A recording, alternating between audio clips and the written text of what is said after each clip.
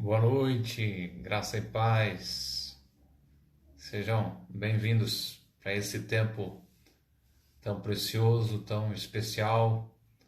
O nosso quinto dia é do devocional Uma Vida com Propósito.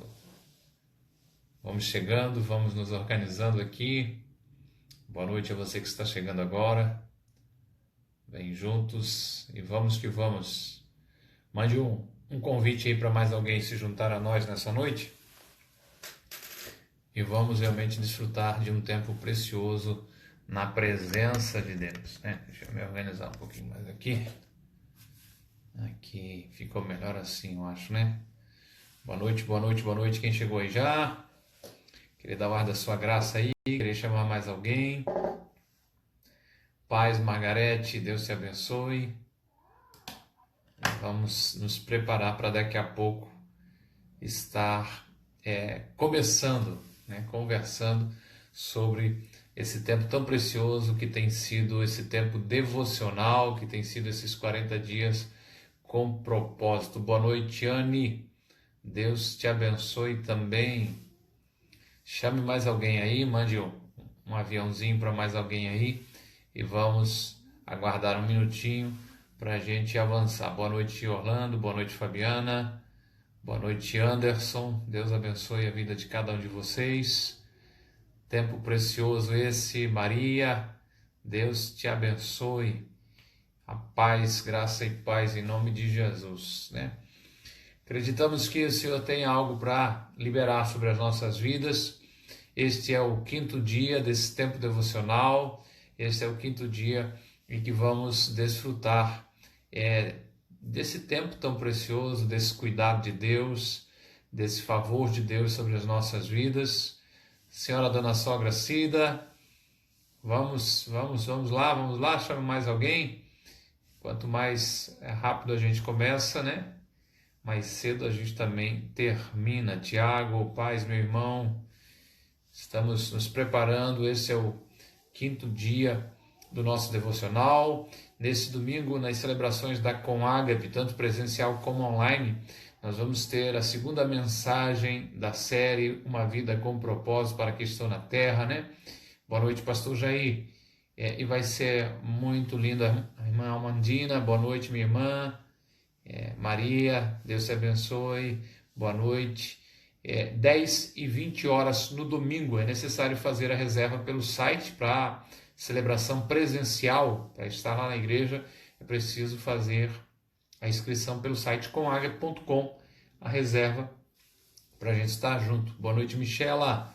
Deus te abençoe, a ti e toda a tua casa, em nome de Jesus. Para fazer parte da celebração presencial, preciso fazer a reserva, levar a máscara, né, passar aquele álcool em gel na mão, na porta da igreja. Vamos estar esperando você para gerar essa tranquilidade. Josi, bem-vindo. E vamos celebrar a Deus com muita alegria. Você que ficar em casa pode acompanhar pelo canal do YouTube da Conágape. Boa noite, Andréia. Às 10 da manhã e às 20 horas, não é às 9 da manhã.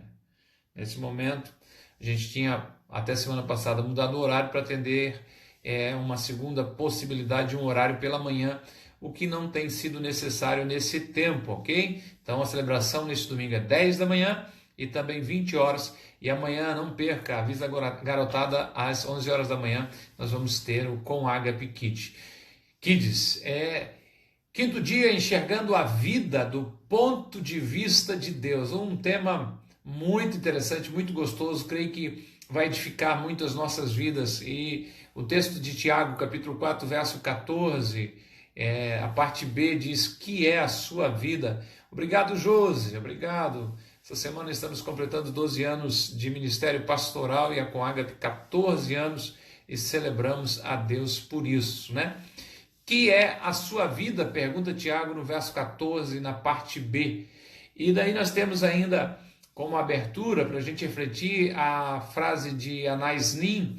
Ele diz: nós não vemos as coisas como são, mas como nós somos. Isso aqui é muito interessante para a gente refletir, porque é a partir dessa perspectiva que a gente tem um entendimento dessa noite, dessa devocional. Nós não vemos as coisas como são, mas como nós somos. A sua vida é formada pela maneira como você enxerga, as lentes que você usa determinam o que você vê. Como você define a sua vida, isso vai determinar o seu destino, como você vê a vida, qual é a visão que você tem da vida. A perspectiva, a maneira de você enxergar a vida vai influenciar a sua maneira pela qual você investe seu tempo, pela qual você gasta seu dinheiro, usa os seus talentos, valoriza os seus relacionamentos. Isso realmente é muito interessante, né? Se você quer ter uma noção de quem é uma pessoa, se você quer conhecer um pouquinho, ter uma perspectiva de quem é aquela pessoa, pergunta como ela vê a vida, qual é a metáfora, qual é o desenho que ela define a vida. E é lógico que existem tantas respostas como existem pessoas, né? A minha pergunta é: como é a vida para você? Quando é feita essa pergunta, uns vão dizer que a vida é um circo, que a vida é um campo minado para aquele pessoal que está sempre pisando em ovos. Alguns vão dizer que é uma montanha russa, outros um quebra-cabeça, uma sinfonia, uma jornada. Alguns mais românticos diriam que a vida é uma dança, né? Alguns vão dizer que a vida parece mais um carrossel, uma hora você está em cima, outra hora você está embaixo, e no mais da vez você está andando a volta, fica dando voltas apenas, mas não sai do lugar. Agora, se eu perguntasse como você imagina a sua vida, eu estou usando argumentos do livro do pastor Rick Warren. Gente, esse tempo devocional, nós estamos pegando o livro Uma Vida com Propósito, aqueles 40 dias do pastor Rick Warren, fazendo uma leitura para você nas nossas palavras, eu e o time da Com Ágape. Então não somos nós que estamos falando ipsilíteres esses assuntos, a gente está se inspirando no livro, compartilhando frases com vocês, sentindo a presença de Deus, agregando experiências pessoais, e isso tem enriquecido, eu creio, a sua vida, tem abençoado a sua vida, né? E a pergunta que lhe faço é: se eu perguntar para você como você imagina a sua vida, o que é a vida para você, né? O que você teria em mente? Né? O que você tem definido para você? Né? Eu não sei qual é a imagem que vem à sua mente, mas a forma como você enxerga a vida, consciente ou inconscientemente, define muita coisa para você. A imagem que vem na sua mente é uma descrição da sua forma de entender de como a vida funciona e o que você espera dela. A forma como você imagina a vida, pensa, influencia muito mais a sua vida do que você pode imaginar ou perceber. Porque a forma como você enxerga a vida vai determinar suas esperanças. Como você enxerga a vida vai determinar seus valores, seus relacionamentos, suas metas, as suas prioridades. Então a pergunta é: qual é a sua visão de vida? Você pode estar se apoiando numa visão de vida, numa metáfora defeituosa, numa visão errada. E para cumprir os propósitos de Deus para você cumprir os propósitos para os quais você foi criado, você precisa descobrir a perspectiva que Deus tem sobre você. A perspectiva que Deus tem para a vida, como Deus pensa, o que Deus que fez a vida, que nos fez, qual é a ideia que Ele tem, qual é o propósito que Ele tem para a nossa vida. Romanos 12:2, o apóstolo Paulo vai trazer um entendimento para nós sobre isso.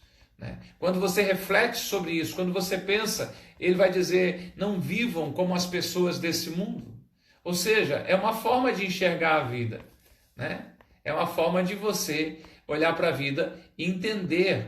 Não vivam como todo mundo que está olhando aí. Aquela ideia da Maria vai com as outras, mas ele diz assim: deixe que Deus transforme vocês, por meio de uma mudança completa da mente de vocês. E assim é que vocês vão conhecer a vontade de Deus. Quando eu permito que Deus venha e transforme a minha mente, quando eu começo a andar com Deus e experimentar o que Deus tem para mim, aí sim eu começo a entender de fato qual é o propósito da vida. E a Bíblia tem pelo menos 3 metáforas, 3 imagens, 3 desenhos, 3 formas de entender.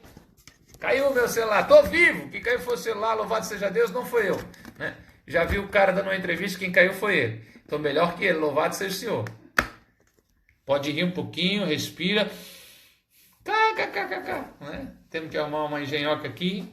Tem que fazer um investimento tecnológico para que a gente consiga avançar. A Bíblia oferece, então, 3 metáforas para você. Agora eu fiquei com medo que ele caia de novo. Preciso ter uma grande ideia. O que eu vou fazer? Pensa, Pink, pensa. Pega algum material escolar do Rafa. Pensa em alguma ideia. Porque ele não avisa. Pode rir, pode rir. Pode rir que eu estou rindo também. Só eu estou tentando manter a pose, que eu sou um cara de classe, né?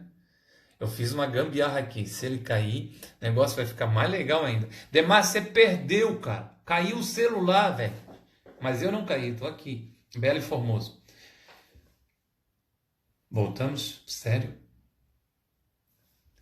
A Bíblia oferece 3 metáforas que nos ensinam como Deus tem a visão da vida. E uma delas, a primeira delas, é que a vida é um teste. Uma segunda delas é que a vida é uma atribuição temporária, né? Ou também, uma terceira, é uma incumbência de confiança, certo? São ideias, e essas ideias são os fundamentos de como é dirigido uma vida com propósito, por propósito. Nós vamos refletir em 2 hoje, e vamos deixar um para amanhã. O primeiro que nós vamos refletir, os 2, né? A vida é um teste. A Bíblia nos tem argumento, traz isso para nós, gera esse entendimento, ou a Bíblia a vida é uma incumbência de confiança. Primeiro que nós vamos refletir, o terceiro fica para amanhã, ok? Mas o primeiro que a gente vai refletir é a vida na terra é um teste. Deus continuamente, você vai encontrar isso nas Escrituras, prova as pessoas quanto ao seu caráter, quanto à sua fé, quanto à sua obediência, quanto ao seu amor, quanto à sua honestidade, quanto à sua lealdade. Você vai encontrar mais de 200 vezes na Bíblia palavras como provações, tentações, refinar, testar. Exemplos que você que já está familiarizado com a Bíblia conhece. Deus provou Abraão ao pedir o filho dele, ao pedir Isaac. Abraão, ofereça seu filho para mim. Deus vai provar José. A Bíblia diz isso, que enquanto não chegou o tempo, José foi provado, José foi preso, José foi primeiro vendido como escravo. A Ruth vai passar por uma provação também, a sua história é linda. Daniel chega ao ponto de ser lançado na cova dos leões. Os testes podem desenvolver o caráter de uma pessoa, mas também podem revelar, manifestar o caráter de alguém. Você está sempre sendo testado. E Deus observa, gente, constantemente as nossas reações. As nossas reações aos problemas, as nossas reações ao sucesso, as nossas reações aos conflitos, as nossas reações às enfermidades, as nossas reações às decepções e até mesmo o clima. Deus está sempre acompanhando o nosso processo e você precisa ter esse entendimento de que a vida na terra é um teste, é um processo de você ser refinado, é um processo de você estar sendo testado, não para que Deus descubra quem você é, porque Ele é onipresente, mas para que você tenha esse entendimento do que carrega no seu coração. Ele observa você até mesmo nas ações mais simples, quando você abre a porta para alguém, quando você pega um lixo jogado fora e recolhe, quando você é educado com um balconista, com a garçonete, ou quando você não é. Não sabemos quais serão os testes que a gente vai passar, mas a Bíblia traz algumas pistas dos testes, das provações que a gente vai enfrentando enquanto vai caminhando aqui. Você será testado por períodos de grandes mudanças. Nós estamos atravessando um teste. Você é testado por promessas de Deus adiadas que não se cumprem. Você é testado por problemas que aparentemente não têm solução. Você é testado quando as orações não são respondidas. E daí a gente vai ver se você vai... O reino espiritual, se você vai desistir ou se você vai persistir, perseverar. Você é provado, testado quando recebe críticas injustas. Ou até mesmo em tragédias sem sentido. Agora lembre-se, os testes tanto desenvolvem quanto manifestam o nosso caráter, e toda a nossa vida é um teste. Um teste muito importante. Diz respeito à atitude que você tem quando não consegue sentir a presença de Deus, quando Ele fica calado. Um rei chamado Ezequias passou por esse teste. A Bíblia vai dizer no segundo livro de Crônicas, no capítulo 32, no verso 31, de que Deus desamparou Ezequias. Olhe a expressão bíblica, Deus desamparou, Deus se calou com Ezequias para prová-lo e para saber o que realmente havia no seu coração. Deus sabia o que tinha no coração de Isaías, mas Deus queria mostrar isso a ele. Ezequias desfrutava de comunhão com Deus, mas no momento crucial da sua vida o Senhor se ausenta, o Senhor se cala, como se o Senhor se afastasse, o Senhor deixou ele só a fim de testar o caráter dele, a fim de revelar as fraquezas que haviam nele, para que o Senhor viesse prepará-lo para uma responsabilidade ainda maior. Quando você compreender que a vida é um teste, você começa a entender de que não existe nada insignificante na sua existência, de que não existe nada sem sentido na sua vida, que não existe nada sem propósito na sua jornada. Mesmo aqueles pequenos acontecimentos, mesmo aqueles contratempos, são instrumentos de Deus para desenvolver o seu caráter.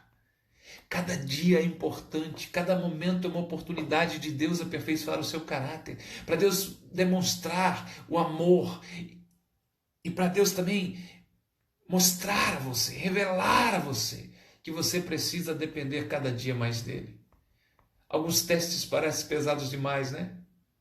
Outros a gente nem percebe na hora, mas todos eles têm implicações eternas. A boa notícia é que Deus quer que você seja aprovado nos testes. A boa notícia é que Deus quer que você passe, que você avance. E por isso jamais vai permitir que você enfrente testes, provações maiores do que a graça dele já derramada sobre a sua vida. 1 Coríntios 10, 13 é um texto que eu gosto. Eu vou compartilhar com vocês na linguagem de hoje, porque traz mais clareza para você, né? Faz você entender isso um pouco mais claramente. Faz você entender de uma forma de que Deus não permite que você seja provado, que você seja testado além da sua capacidade, além da condição do que você pode suportar. É isso que Paulo vai escrever para aqueles irmãos. 1 Coríntios 10, 13 traz esta instrução e ao mesmo tempo é uma promessa poderosa. O texto vai dizer: Deus cumpre a sua promessa. E não deixará que vocês sofram tentações que vocês não tenham forças para suportar. Quando uma tentação vier, Deus dará forças para vocês, para que vocês possam suportá-la. Assim vocês poderão sair dela. Ou seja, numa linguagem que a gente está acostumada com a Bíblia, lá do Almeida, Revista Corrigida, Revista Atualizada, ia dizer: não vem sobre vocês tentação senão humana, provações senão da terra. Mas fiel é Deus que não deixa que vocês sejam provados, testados, tentados, além do que vocês possam suportar. Toda vez que você é aprovado num teste dessa vida, essa é a bênção. Deus tem uma recompensa para você. Pode ser uma recompensa no aqui, no agora, e muitas vezes acontece, não é? Mas a verdadeira recompensa é na eternidade. Algumas vezes, enquanto funcionário novo, enquanto alguém exercendo um cargo de confiança, nós passamos por teste. Já ouvi histórias de pessoas que trabalham em limpezas de lares, né? De casas, e de repente a pessoa... Eu ouvi essa história recentemente de uma irmã. A pessoa esquece um dinheiro em cima da cômoda, e daí a pessoa limpa tudo certinho, e quando o chefe chega, quando o dono da casa chega, assim: ó, seu fulano tal, tinha um dinheiro ali, eu peguei e guardei em tal lugar. É um teste muitas vezes, para ver a origem do coração daquela pessoa, o que tem ali. E Deus permite que a gente passe por essas situações também, a ponto de Tiago dizer: felizes são aqueles que perseveram quando são testados. Depois de aprovados, receberão a coroa da vida que Deus prometeu àqueles que o amam. Felizes são aqueles que perseveram quando são testados. A vida na terra é um teste, você precisa ter esse entendimento, você precisa ter esta convicção.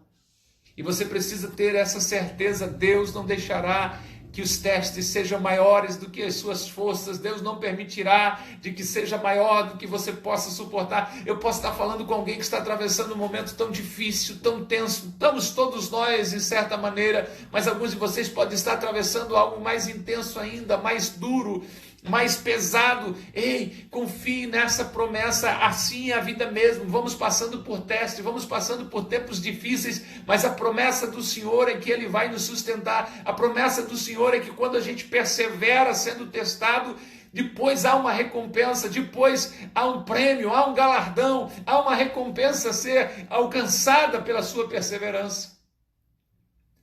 Mas uma outra metáfora que a gente vai olhar um pouquinho nessa noite, e a terceira a gente vai deixar para amanhã, né?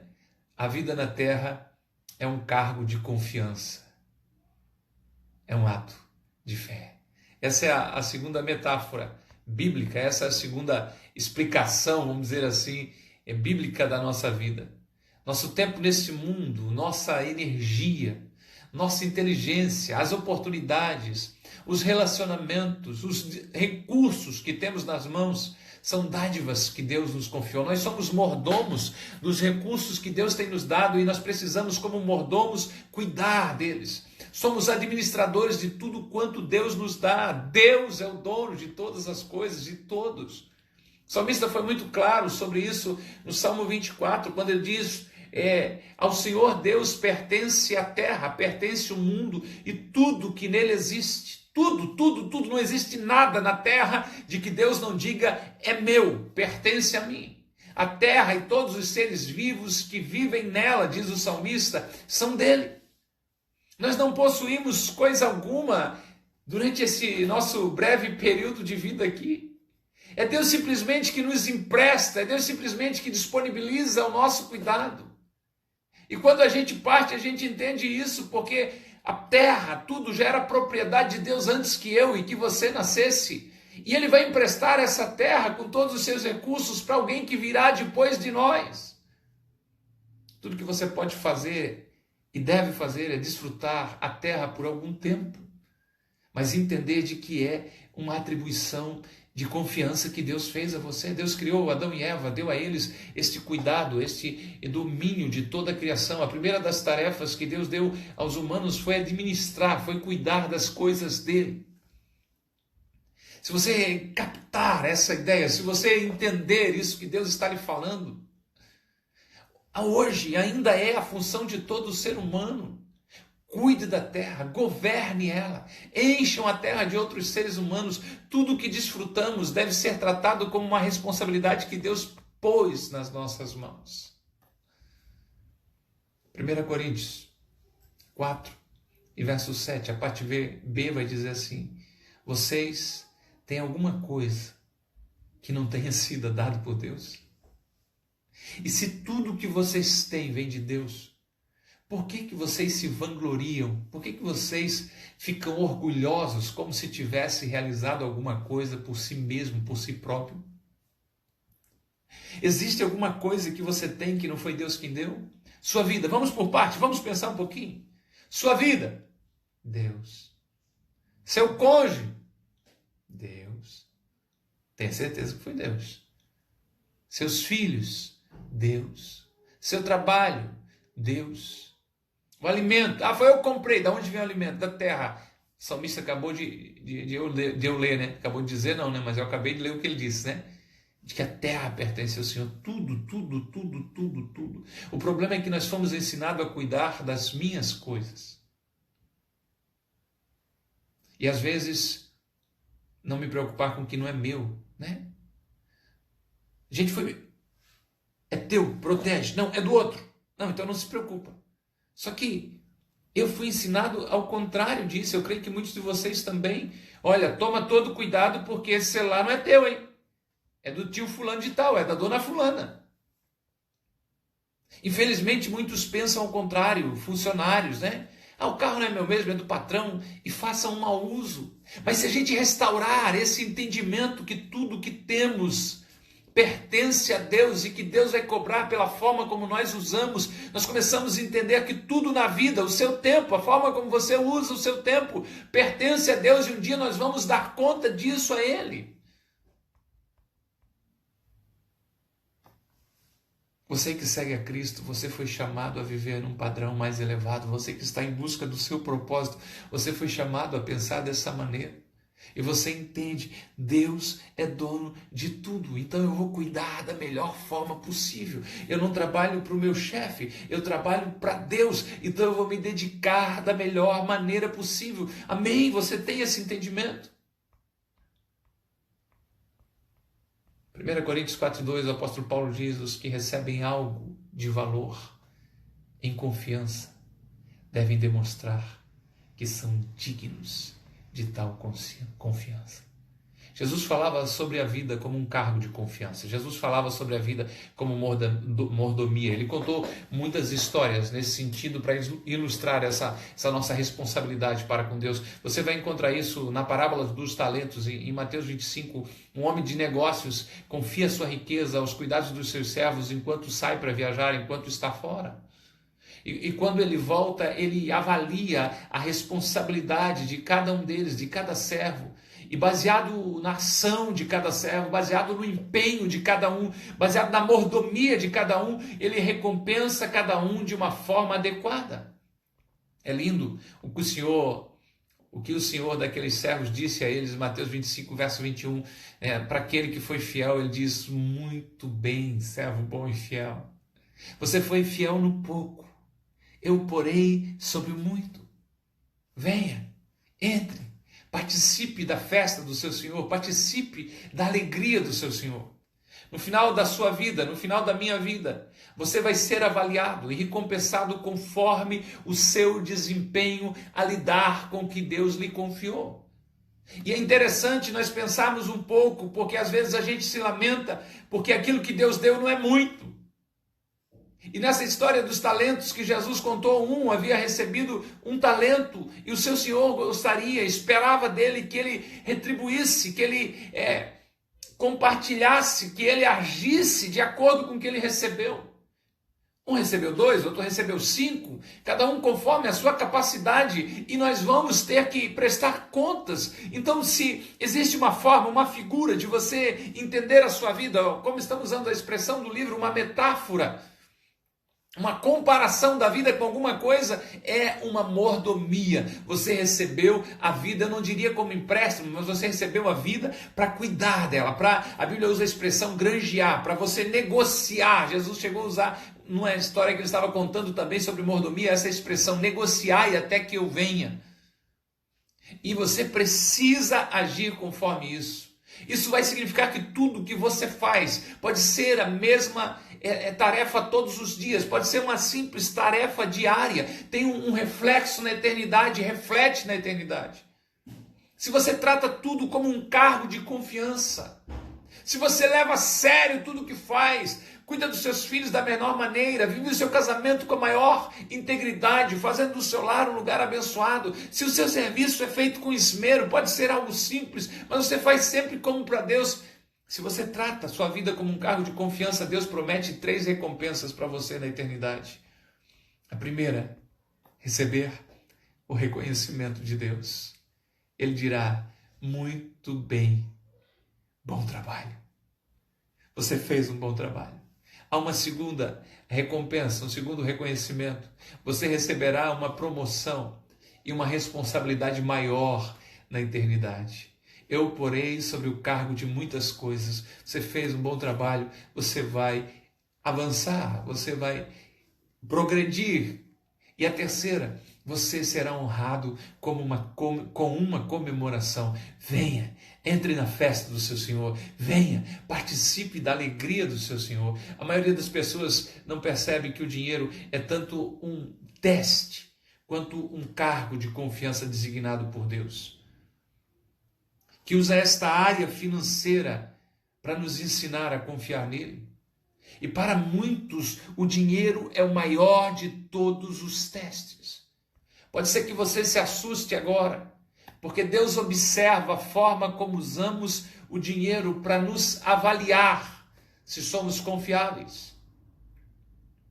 Lucas capítulo 16, verso 11, não sou eu que estou falando, foi o próprio Jesus que disse: se vocês forem indignos de confiança em relação às riquezas desse mundo. Jesus faz uma pergunta: quem lhes confiará as verdadeiras riquezas celestiais? Se você não for justo, se você não for digno de confiança com respeito às suas finanças que Deus colocou como mordomo nas suas mãos, como é que Deus vai confiar coisas espirituais para você? Quanto mais Deus lhe dá, mais responsável Ele espera que você seja. Jesus disse que há uma relação direta de confiança entre a forma como eu administro o meu dinheiro, como eu uso o meu dinheiro e a qualidade da minha vida espiritual. Uau! Se vocês forem dignos de confiança em relação aos tesouros desse mundo, às riquezas desse mundo, se vocês não agirem com lisura, com retidão, sendo correto com a forma como você administra o seu dinheiro, quem vai confiar a você as verdadeiras riquezas celestiais? O modo como eu administro o meu dinheiro, as riquezas desse mundo, determinam quanto Deus pode confiar em mim em relação às bênçãos espirituais, as verdadeiras riquezas. Perguntinha daquelas que estralam os ouvidos. A forma de você administrar o seu dinheiro está impedindo Deus de fazer mais em sua vida? Será que Deus pode confiar a mim e a você as verdadeiras riquezas, as riquezas espirituais? Jesus disse: a quem muito foi dado, muito será exigido. E a quem muito foi confiado, muito mais será pedido. A vida é um teste. E a vida é um encargo de confiança. É um cargo de confiança. E quanto mais Deus lhe dá, mais responsável Ele espera que você seja. Vamos fechar? Vamos? Estamos no nosso 5º dia. Minhas gambiarras aqui. Estamos pensando no nosso propósito. E pensando nesse dia que a vida é um teste e um cargo de confiança. E o versículo que a gente precisa memorizar. Até aqui estava sendo bênção, não estava? Melzinho na chupeta. Começou a apertar o trilho. Começou a estreitar, como diria o pessoal pentecostal, estreitar um manto. Lucas 16:10, a parte A, numa nova versão americana, vai dizer: quem é fiel nas pequenas coisas, também será nas grandes. Nós precisamos decorar isso, precisa gravar no coração, é o versículo do dia. Quem é fiel nas pequenas coisas, também será nas grandes. Escreva aí, vamos lá, vamos trabalhar esse pouquinho de tempo que temos para a gente fechar. Estamos concluindo, pensando a vida como um teste e a vida como um cargo de confiança. Hoje não tem chororô, hoje o negócio está sério, né? Porque essa reflexão, tudo que está acontecendo na sua vida é Deus testando o seu coração para ver o que tem dentro dele, para mostrar para você. Quantas vezes eu já me senti que era humilde, até Deus me provar de que eu estava sendo orgulhoso. São os testes que Deus vai fazendo. Mas nós precisamos ter essa convicção também, essa segunda metáfora. É de que a vida é um cargo de confiança, foi dado a você. Vai ser exigido de mim e de você. Quem é fiel nas pequenas coisas, também será nas grandes. Quem é fiel nas pequenas coisas, também será nas grandes. Quem é fiel nas pequenas coisas, está fácil decorar esse, é bem intuitivo. Quem é fiel nas pequenas coisas, também será nas grandes. Ô gente, muitos de vocês, eu vi agora, né? E não tem diretor. Quarta-feira eu brinco que tem um diretor lá que é o Zé, que às vezes ele fala alguma coisa e eu não estou vendo o diretor aqui, mas eu sei que ele está aqui.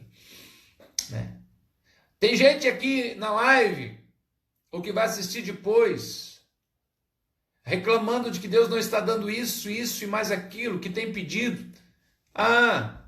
E chega a dizer que parece que Deus não gosta dele. E fica dizendo, Parece que Deus tem filhos prediletos, porque um monte de gente pede e logo recebe, logo acontece para eles. E para mim parece que tudo é mais difícil. E agora?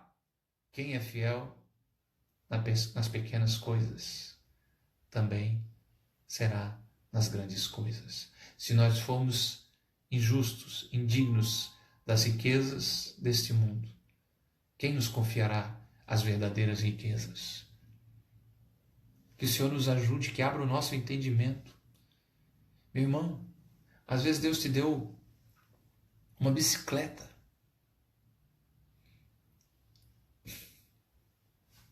É hora de fazer o coraçãozinho para a gente não apanhar, né? E os paralamas estão todos frouxos. Você passa com a bicicleta numa rua de paralelepípedo. Eu falo isso porque eu já andei muito de bicicleta e já tive até oficina de bicicleta. Você passa numa rua de paralelepípedo e parece que você está com uma escola de samba. E você está chorando e se lamentando porque você queria que Deus lhe desse uma moto. Mas a grande questão é, quem é fiel nas pequenas coisas, será também nas grandes coisas. Tem gente que reclama que a casa não é legal. Mas qual foi a última vez que ela ganhou uma faxina de verdade? Tem gente que estica os olhos para o casamento do outro e diz, meu Deus, olha ali, aquela ali sim que é uma mulher de Deus, não é essa que o Senhor me deu? Será que você tem feito a sua parte? Será que eu tenho feito a minha parte? Ô gente, viver o propósito de Deus não é romântico, é maravilhoso, é tremendo, é poderoso, mas vai requerer de nós sair de uma zona de conforto. Esses 40 dias não são 40 dias de entretenimento, não! São 40 dias para abrir mão do nosso propósito, da nossa forma de enxergar a vida e começar a enxergar a vida da forma como Deus a criou para que a gente venha viver. Quem é fiel nas pequenas coisas também será fiel nas grandes coisas. Antes de eu orar, aquela perguntinha para incomodar a gente. Pense aí, faça para você. A pergunta na minha voz. O que me aconteceu recentemente que agora eu percebo ter sido um teste de Deus? O que me aconteceu por esses dias que agora o pastor falando, eu disse, então Deus estava testando a minha paciência. Essa é a primeira pergunta. O que aconteceu por esses dias que você entende assim, é Deus testando, ver o que tem no meu coração? Se eu estava fazendo para Deus ou se eu estava querendo era ibope? Se eu estava fazendo para Deus ou se eu queria tapinho nos ombros? Quem é fiel nas pequenas coisas também será fiel nas grandes coisas. Segunda perguntinha, falamos sobre duas metáforas, duas formas de enxergar a vida da perspectiva de Deus. Quais são as tarefas mais importantes que Deus me confiou? Para os maridos eu vou dizer aqui bem baixinho, né? Torcendo para que a Jane tenha se distraído ali, não esteja acompanhando a live. Quais são as tarefas mais importantes que Deus me confiou? Eu estou um pastor, 12 anos essa semana. Então, para alguns pastores parece que a coisa mais importante, e é o risco de todos homens, sejam empresários, pastores, seja o que for, o mais importante que Deus lhe deu é a igreja, é a empresa. Olha o que a Bíblia diz. Vós, maridos, amai as vossas esposas como Cristo amou a igreja e se entregou por ela. Então, você que é membro da Coágape, saiba que a minha mais importante tarefa que Deus me deu não é pastorear a Coágape, é ser o esposo da Giane. Porque Ele me manda amar a minha esposa como Ele amou a igreja. E Ele diz, eu edificarei a minha igreja e as portas do inferno não prevalecerão contra ela. Amar a Giane é minha responsabilidade, edificar a igreja é a responsabilidade dele. A pergunta é, quais as tarefas mais importantes que Deus me confiou? Tenho usado, não imagino que foi eu que criei, não tenho essa presunção, mas tenho usado a orar por alguns discípulos uma expressão, ajude-os a cumprir as suas tarefas exclusivas. Tarefas que ninguém pode fazer por você. Ninguém foi chamado por Deus para ser o esposo da Jeane. Foi eu, dessa Jeane aqui, Jeane Mari do Nascimento Mafra. Ninguém foi chamado para ser o pai da Gabriela e do Rafael. São funções exclusivas minhas, são tarefas que Deus me confiou, são atribuições que Deus me deu. Quais são as tarefas mais importantes que Deus confiou a você? Entendeu? Veio à mente, está claro para você. Aí começa a estar a razão da vida, aí começa a estar o propósito da vida, cumprir aquilo para o qual você foi feito. Pai, em nome de Jesus, te louvamos, te rendemos graças por esse entendimento que temos, de que o Senhor realmente tem nos alcançado com graça e misericórdia, que estamos de fato vivendo a cada dia, sendo o Senhor aperfeiçoados, e para que isso aconteça, estamos passando por provações, por testes, para que venhamos conhecer o nosso coração, para que o Senhor venha permitir que a gente se perceba e possa cada dia ser mais parecidos com Jesus. Dai-nos esse entendimento que estamos vivendo como um cargo de confiança, com responsabilidades das quais um dia prestaremos contas para com o Senhor. A casa que o Senhor nos deu, sabemos que pertence a Ti, o Senhor pedirá conta, o cônjuge, os filhos, o trabalho que o Senhor nos deu, os dons, os talentos, o corpo que o Senhor nos deu, o Senhor pedirá conta de todas essas coisas, os recursos que têm chego à nossa mão, o Senhor um dia pedirá conta para nós. Deus, o devocional dessa noite é um devocional de responsabilidade, de chamada de atenção, de chacoalhão para entendimento de que nós temos atribuições na vida, de que a nossa vida não é uma festa, não é um baile, não é uma corrida, mas de que essa vida que o Senhor nos deu, acima de tudo, é um teste, cada dia sendo aperfeiçoados no Senhor, e também é um encargo de confiança, com cargos de confiança que temos recebidos do Senhor. Suplicamos a Tua graça, suplicamos a Tua misericórdia e o Teu favor, e por tudo te louvamos e te agradecemos, em nome de Jesus. Amém e amém. Obrigado pelas manifestações de carinho. Como diria um velho ditado, um olho no peixe, outro no gato. Mas a proposta que a gente tem, a gente interage, brinca um pouquinho lá no começo, quando cai o celular, e depois a gente foca para não ficar muito extenso esse tempo e para que a gente avance. Ei, continue firme no propósito, estamos em 40 dias. Se você perder em algum momento essa da noite, se chegou tarde, já vai ser publicado aqui no IGTV no Instagram, amanhã vai para o YouTube, eu tenho colocado na minha página também, Pastor Robson Mafra PR, Robson Mafra no Facebook, e você pode rever a qualquer momento, pode voltar com o dedo, descobrir onde caiu o celular. Isso é o menos importante, não é verdade? Só para a gente rir um pouquinho, foi proposital, só que não. Deus abençoe a sua vida, não perca amanhã a terceira metáfora do que é a vida. Deus abençoe, grande beijo para vocês. Não nem esqueça, 7, 14, 19, 14, nosso tempo de oração. A Cris fez lindo hoje, uma graça de Deus, uma presença de Deus no nosso tempo de clamar a Deus, e às 22h30 a live devocional de Uma Vida com Propósito, e domingo nós vamos para a segunda mensagem. Beijo no coração, fique na paz, fique com Deus.